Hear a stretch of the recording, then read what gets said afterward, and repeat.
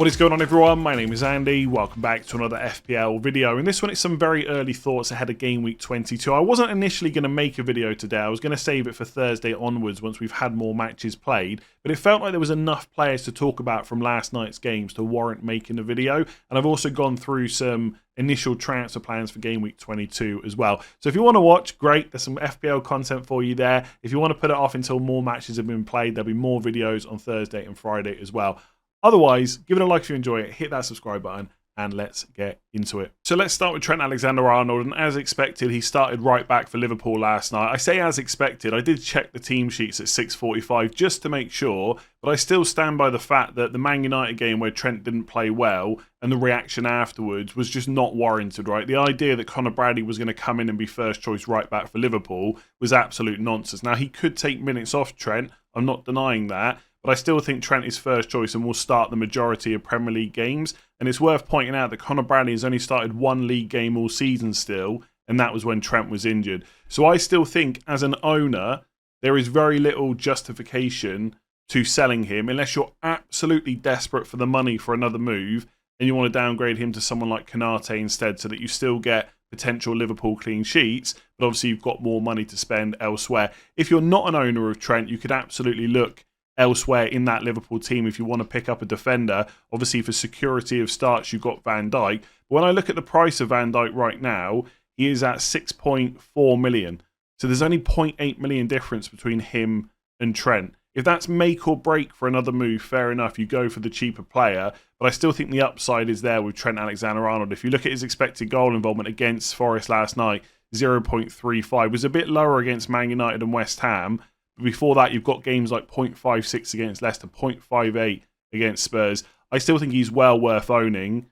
But if you want to put the decision off until that Ipswich game in 23, that's absolutely fine. And just on the Liverpool defence, I know they've only kept one clean sheet in the last four, but I think their expected goals conceded numbers are still very encouraging. I'd still have them as the second best defence in the league behind Arsenal. Last four matches, 0.34, 0.36, 0.67, and 0.39. That is pretty decent. So I still back the Liverpool defence going forward. Do you need to bring them in before Brentford away? Not necessarily. But after that, you've got Ipswich at home, the double in 24, and then even Wolves at home in 25 is quite nice. After that, City away, Newcastle at home a bit tougher, but in 28 it's Southampton at home. So Trent for me is a very easy hold.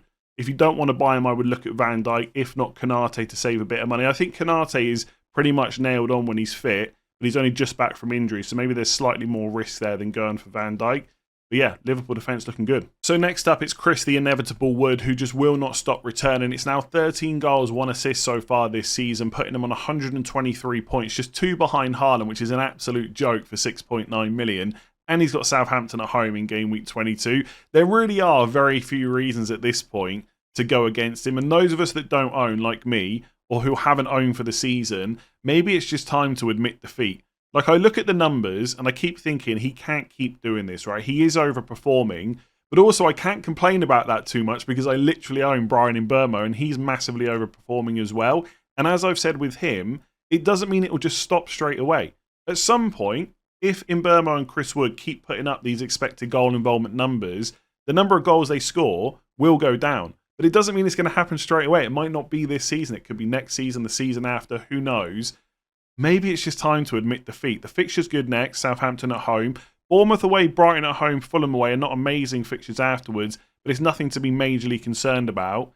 Then you've got Newcastle away in 26. Nottingham Forest will definitely play in 29 as well. We've got a blank game. We can Ipswich away. Because of how many points and stuff he's got, his price is going to continue to go up. He'll probably be 7 million over the next couple of days before the Game Week 22 deadline.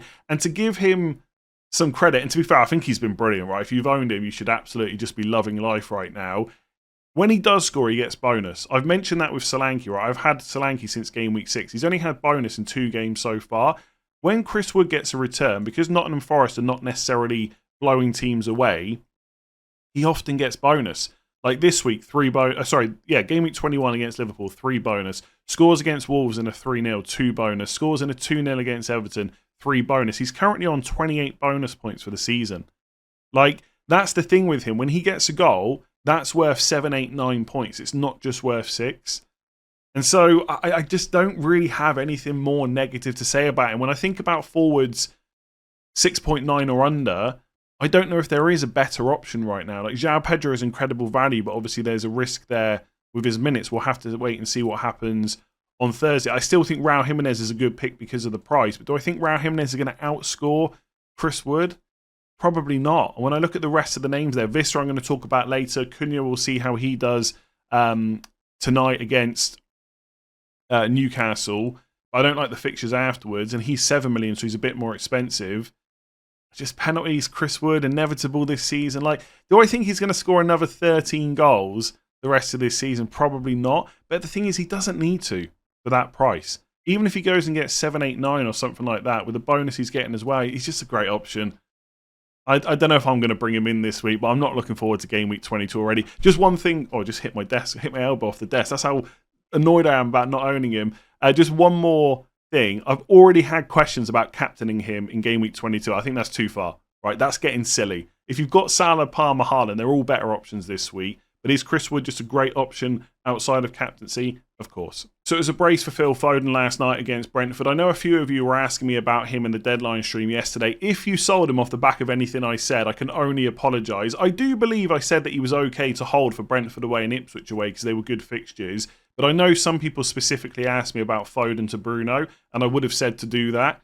So maybe Bruno Fernandes will end up matching Foden, and it won't feel so bad. But obviously right now it doesn't feel great. So I can only apologise. Inevitably, with 2 goals, people will be thinking about bringing him in, considering he's got Ipswich away in Game Week 22. And I think he's a good option for this week. Despite the fact that Man City are in a bit of a slump right now, we still expect them to score goals. So that's a good fixture. But I don't like the 4 afterwards. From 23 to 26, it's Chelsea at home, Arsenal away, Newcastle at home, and Liverpool at home. And look, if you had Foden against Chelsea at home or Newcastle at home, you're not going to be worried. But as a 4-game run, it just doesn't look great on paper. And also, Foden's 9.2 million. I think compared to other midfielders you can get right now, that doesn't really scream value. Lots of people have got Palmer and Salah, and then you add in like Mbeumo, Bruno Fernandes, Anthony Gordon. They're all cheaper than Foden, which allows you to spend more money elsewhere. So I think if you've got him, you're absolutely keeping him for Ipswich away. There's probably not too many reasons to get rid, but I wouldn't be looking to buy him right now. So as expected, it was Diaz and Gakpo that started alongside Salah last night for Liverpool, but it was Diogo Jota that came off the bench and got the goal. I believe it was with his first touch about 22 seconds after coming on, which is pretty impressive. And that is now 3 goals in his last 6 game weeks, despite the fact he hasn't started any of those matches. So people are going to begin to think about putting him into their FPL squads. All I can say, and I'm going to sound like an absolute broken record, is his minutes are not guaranteed. And people are going to say things like, but look what's happened over the last 6 weeks. He scored 3 goals despite not starting. If he does start, that's even better. That's a bonus. That's all well and good as long as he keeps scoring off the bench. Let's say he's benched for Brentford away, Ipswich at home in 22-23 and he doesn't score and he comes on for a 1-point cameo. Then you're going into Game Week 24 a little bit fidgety about whether or not he should still be in your team. So that's all I'll say on bringing in Liverpool attackers that aren't Mo Salah. You've got to be the kind of FPL manager that's prepared to ride out players not starting. And if you're prepared to do that, then by all means look at Diogo Jota. But if I was taking up a midfield spot from Liverpool right now that's not Salah, I would just go for Diaz because he's getting more minutes. Simple as that. I think Jota's a brilliant player. 0.68 expected goals per 90. Brilliant. We know the quality he has in front of goal. It's just whether you believe the minutes are there. I am slightly warming to the idea of going for a second Liverpool attacker alongside Salah rather than double defence because of how good the fixtures are. Like if I could get 3 starts from Ipswich at home, Bournemouth away, Everton away, and Wolves at home from game weeks 23 to 25, brilliant. I don't even know if I can guarantee that. Like Gakpo might be nice because he's taken up a forward spot. Like people have got Isak, Chris Wood. Maybe there's no other standout, so you can just put Gakpo in and risk it. And he's obviously started a lot of matches.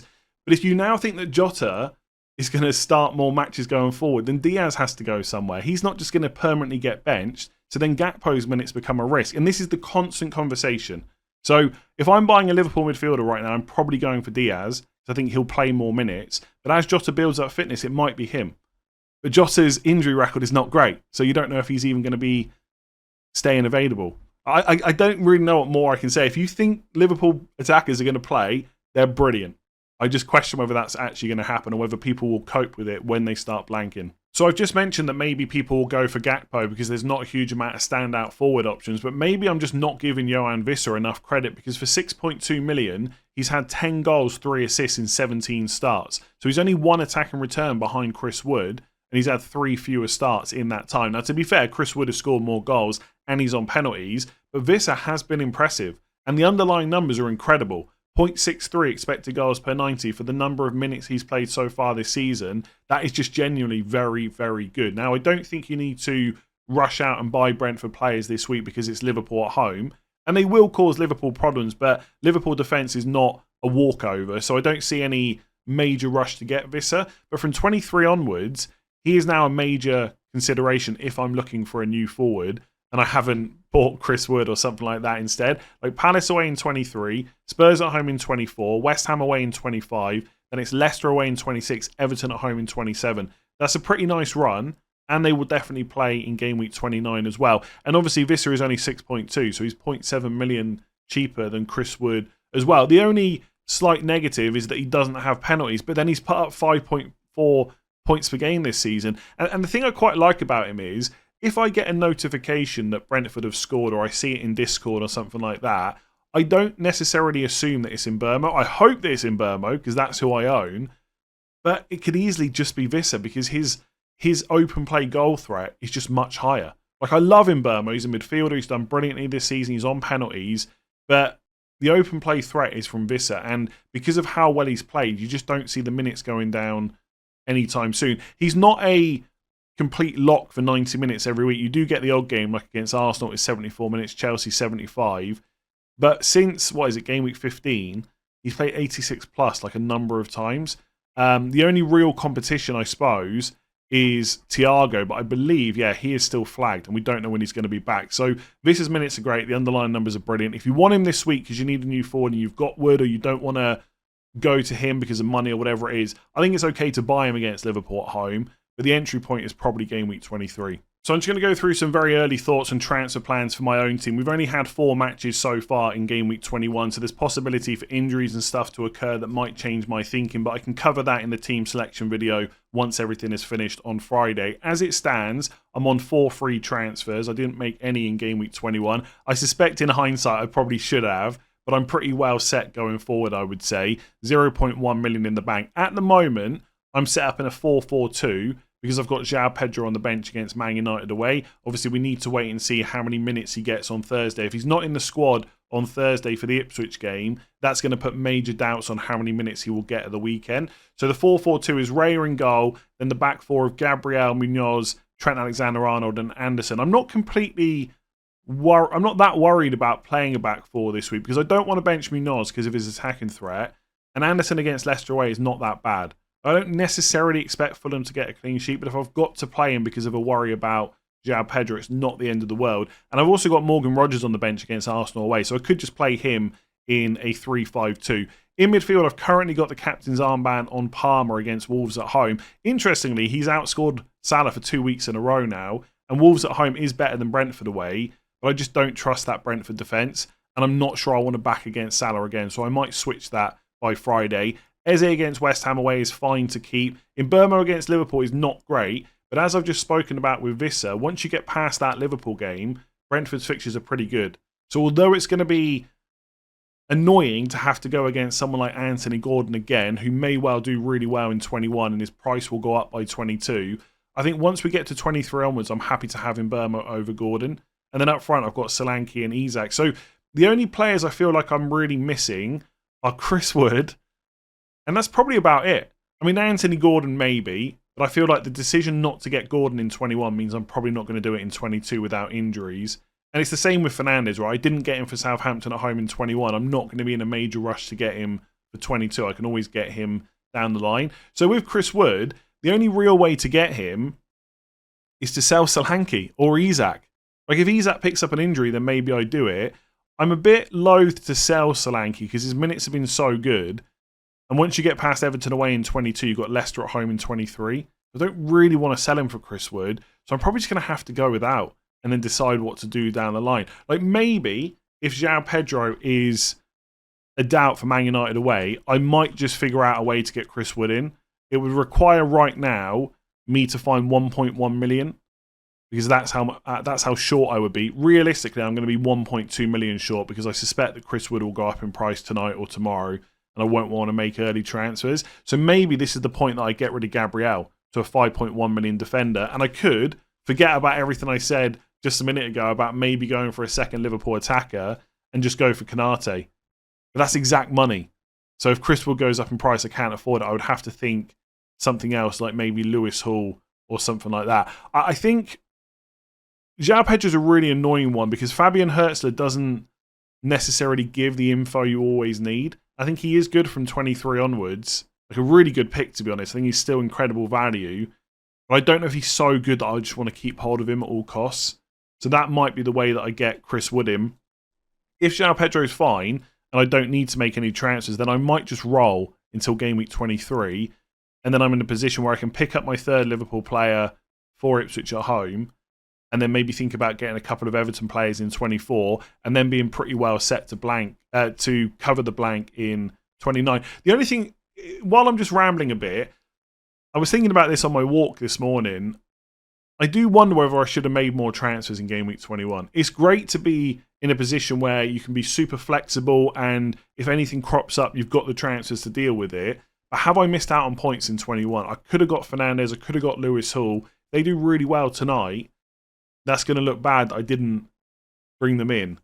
And like, I'm saving transfers to get a third Liverpool player, but I can do that pretty easily, right? It's the Everton players. Like, how much emphasis do I really need on picking them up? I mean, it's Leicester at home, which is good in the double. At Liverpool at home is the other game. So I might have made a bit of a mistake there. There's not much I can do about it now, right? That decision has been made. Just about what I do moving forward. I quite like the idea of getting to 5 transfers, but honestly, that is not a major concern of mine. Like last time I was on 4, I made a transfer just to improve my bench. So it's not like I'm set on getting 5, but it would be a nice position to be in. So at the moment, I think the probable move is just to roll again, even if João Pedro is out. But I would be very tempted to get Chris Wood and just downgrade someone else. I think the key problem for me is there's not many players I want to downgrade. I almost want to be forced into making a decision because of an injury. Like, if that happens, then it makes it much easier to go and grab another player. But as it stands, I'm actually pretty happy with the squad, especially from 23 onwards. But anyway, once the matches are finished, I'll have a bit of a clearer idea about what I want to do. So I'll cover that in the team selection video. If you've enjoyed that one, make sure to give it a like and hit that subscribe button. I'll be back tomorrow with transfer tips.